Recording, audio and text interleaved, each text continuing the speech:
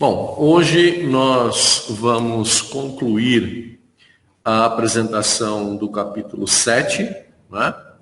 Vamos finalizar aí o assunto laptops e dispositivos móveis, relembrando apenas o posicionamento que a gente já tem até o momento das aulas anteriores. Então nós conhecemos as principais características desses equipamentos, falamos um pouco sobre a constituição do hardware e do software. Falamos também das poucas possibilidades de expansão e falamos bastante, da conectividade desses equipamentos. Então nós falamos do Bluetooth, do Wi-Fi, do compartilhamento de internet e tudo mais. Hoje, especificamente, na aula 3, nós vamos falar de manutenção agendada e vamos falar de processo básico de solução de problemas.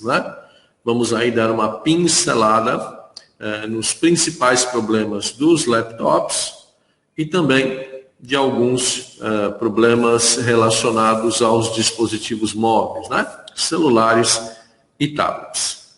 Bom, pela própria característica desses equipamentos, é de se presumir que eles vão precisar de manutenção em algum momento. Tanto notebooks quanto os dispositivos móveis, eles têm uma característica fundamental, que é serem portáteis. Isso é uma grande vantagem em relação aos equipamentos desktop, porém, é mais provável que estes equipamentos fiquem expostos a várias situações prejudiciais, sujeira, contaminação, gordura, queda.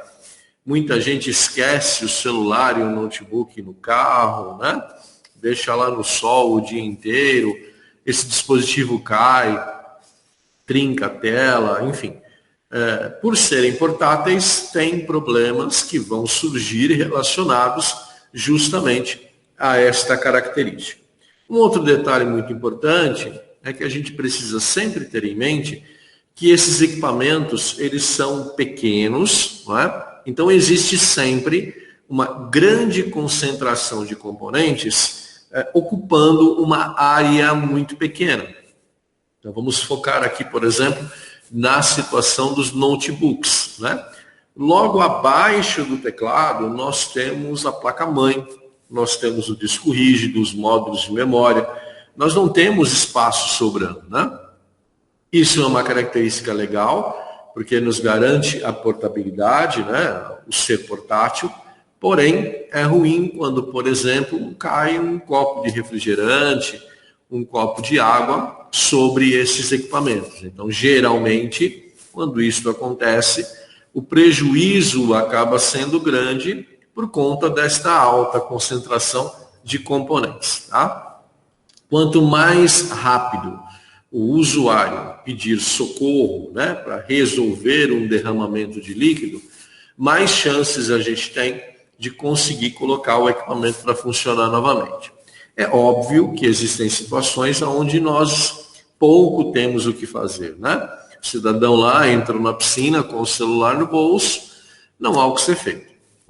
Então, existem algumas situações onde é possível caminhar para uma manutenção com êxito, mas existem outras situações onde nada nós podemos fazer, a não ser aconselhar que a pessoa compre um outro celular, um outro dispositivo móvel e tome mais cuidado. Mas a manutenção em notebooks, ela existe justamente por conta deste cenário. É possível se fazer manutenção preventiva em notebooks? Sim, é possível. Quando a gente trabalha com notebook, nós estamos trabalhando com um número menor de ações para poder fazer a manutenção. Diferente do desktop, onde a gente podia desmontar, onde a gente podia limpar os contatos, verificar tudo. O notebook, nós não vamos fazer isso com frequência. Então, geralmente, a manutenção de um notebook, ela passa por processos padrão de limpeza, teclado, tela, caixa, né? Uma manutenção de disco rígido e as prováveis atualizações de software. Tá? Diferente um pouco dos desktops, nós não desmontamos os notebooks quando se faz a manutenção preventiva. Né? Se você for fazer manutenção preventiva para alguma empresa, pode ser que um ou outro procedimento seja executado justamente com esse olhar, com esta necessidade. Né? Mas, se for para fazer uma manutenção a nível mais geral, né? Então são esses 3 passos: a limpeza externa, né? Uma manutenção de disco rígido e as atualizações de software, apenas isso. Para se fazer limpeza, né? Numa tela, num teclado, é necessário tomar muito cuidado, porque a gente acabou de falar que se algum líquido cair em quantidade indesejada no teclado, prejudica o computador, né? Prejudica o notebook. Então, se você vai fazer manutenção, é necessário também que você tome esses cuidados, né? Não exagere na quantidade de líquido de limpeza, né? Seja uma flanelinha úmida, seja álcool isopropílico, o que você for utilizar. Não exagere. O grande macete é utilizar aquelas flanelinhas, né, que não soltam pelos, aqueles paninhos, né, não soltam fiapos, e aí você borrifa o álcool isopropílico ou a água na flanela e depois você trabalha com a flanela no equipamento, tá? Para evitar, né, que você jogue o líquido diretamente na tela ou no teclado do notebook. Evite sempre materiais que sejam abrasivos ou com amônia, né, porque elas vão riscar a tela, elas vão desbotar a caixa do notebook, né, e isso dá uma aparência muito ruim. Então, ao invés de você limpar, você acaba manchando os equipamentos. Se você tiver, dê preferência, né, àquela latinha de ar comprimido, o uso de um pincelzinho novo, né, em boas condições para limpeza das áreas de ventilação. Algodão a gente pode usar bastante, né? Aqueles palitos com algodão, né, os cotonetes, a gente também pode usar para fazer a limpeza da lateral das teclas, principalmente se elas estiverem travando, né, por alguma razão. Então, o processo ele é muito simples, né? A caixa a gente limpa com uma flanelinha, ou no máximo uma flanelinha úmida, com água mesmo, com algum produto próprio. E o restante é um pincelzinho ou uma latinha de ar comprimido, se você tiver em mãos, né? Geralmente a gente não tem, então a gente pode usar um pincelzinho novo, né? E não aquele que se usou lá para passar verniz na porta da sua casa, tá bom? Então, muito cuidado com isso, você vai garantir um notebook funcional por bastante tempo, tá bom? Então, em resumo, o que a gente faz, né? Limpamos o gabinete exterior, limpamos as aberturas de ventilação, tá bom? Com um pincelzinho seco, limpamos a tela, o teclado e o touchpad, tá? Um detalhe importante, né, para você lembrar sempre, evite passar água, né, em demasia no touchpad, né? Porque alguns modelos, quando a gente borrifa a água, né, ou quando passamos ali um algodão com água ou uma flanelinha com água, eles acabam manchando, né, ficam umas manchas brancas, tá bom? Na caixa você pode fazer isso, no teclado também, mas muito cuidado ali no touch, porque alguns modelinhos travam. Então, se você não mancham, né? Se você não souber se vai manchar ou não, pode usar a flanelinha levemente umedecida no equipamento todo, menos no touch. No touch você passa apenas uma flanelinha seca para tirar a gordura. Em papelarias e em lojas de informática, né, e também no mercado eletrônico, vocês encontram produtos próprios para esse tipo de limpeza, tanto para a tela quanto para o touchpad. Não é caro, né? Dá para comprar. O problema é que não dura muito, né? O vidrinho geralmente é pequenininho e aí a gente acaba gastando bastante, né? Um detalhe importante, algumas pessoas perguntam do álcool comum, né? O álcool 45, aquele álcool não é para ser usado, tá bom? Ele tem muita água Então evite usar aquele álcool. O ideal é usar o álcool isopropílico mesmo. Ele é um álcool que tem pouca água na sua composição. Porém, né, ele é um produto extremamente inflamável e por ser um produto químico, né, ele tem ali um índice de toxicidade alto. Então você deve usar sempre em locais abertos, ventilados, né, e em pouca quantidade. Muito cuidado com esse material, mais uma vez, porque ele é extremamente inflamável, né? A gente está falando aí praticamente de um álcool quase puro, né? Com pouca mistura.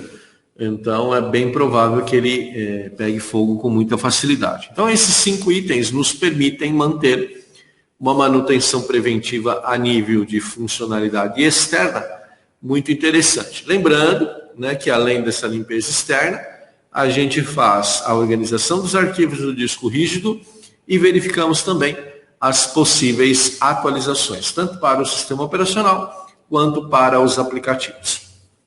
Os procedimentos de manutenção no disco rígido são os mesmos que a gente faz quando estamos trabalhando com desktop, ok? Então não há distinção em relação à linha do produto. A mesma coisa, o mesmo cenário a gente pode repetir quando falamos de sistema operacional e de programas periféricos, né? Programas, suítes de escritório, desenho, jogos e tudo mais, tá bom? Dispositivos móveis, né? A manutenção também é necessária, né? O dispositivo móvel talvez seja até um pouquinho mais crítico do que o notebook, né? Isto porque geralmente ele fica no bolso ou na bolsa, fica na mão, né? Tem muito contato com gordura, cai, passa por muitas sensações de calor e frio. Então, provavelmente você vai precisar tomar um pouquinho mais de cuidado com ele, né? Nesta época de pandemia, é muito interessante, já era, na verdade, né? Mas nós éramos relaxados nessa questão. É muito importante fazer a limpeza, né? Com frequência, do seu aparelho celular e do seu tablet, ok? Pode usar aí o álcool isopropílico em pouca quantidade, né? Um produto próprio para limpeza de telas, enfim, todos os procedimentos que a gente também executa lá no notebook.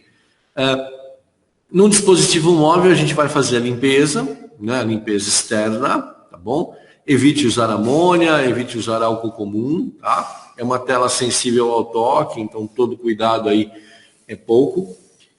Numa manutenção de dispositivo móvel, há de se pensar na possibilidade de fazer um backup dos dados, né? Contatos, músicas, fotos, vídeos, aplicativos. Isso pode ser feito em nuvem, como a gente viu na aula passada. Tanto Android quanto Apple permite que isso seja feito. Ou então você também pode, né, criar um backup externo, né, num pendrive, num HD externo e manter as informações lá também seguras. Atualização de sistema de aplicativos também é fundamental que se faça e aqui vale relembrar o que nós dissemos nos encontros anteriores, né? Sistemas operacionais de dispositivos móveis, eles não ficam eternamente atualizando, né? Chega num determinado ponto em que ele é o limite. A partir daí, esse sistema já não atualiza mais. Então, é uma questão de compatibilidade dos aplicativos com o hardware e com o software, né? Muitas vezes, aquele celular antiguinho que você tem, que você pensa em colocar para funcionar novamente, né? Por algum problema que o seu celular novo tenha apresentado, pode ser que alguns aplicativos ali não funcionem, tá bom? Porque existe a necessidade de versão de sistema operacional, né? Compatibilidade de recursos, memória, processadores, etc, etc. Então, nem sempre isso vai funcionar, tá? Há algumas plataformas, por exemplo, o WhatsApp, né? Tem processos de backup de dados, né, de forma automática, bastando que para isto o usuário autorize e indique uma conta Gmail, né, para que este backup seja feito quando ele estiver trabalhando ali com o seu celular com o Android. Tá bom? Outros programas também fazem isso, né? Mas eu lembro aqui do WhatsApp por uma questão de que você consegue fazer várias configurações neste backup. Tá bom? Muito cuidado com aplicativos que você baixa, né?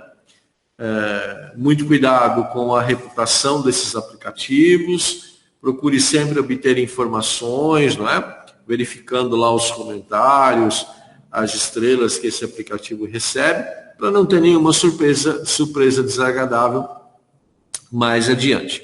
Fazendo isso, você vai manter o seu dispositivo móvel funcional por bastante tempo.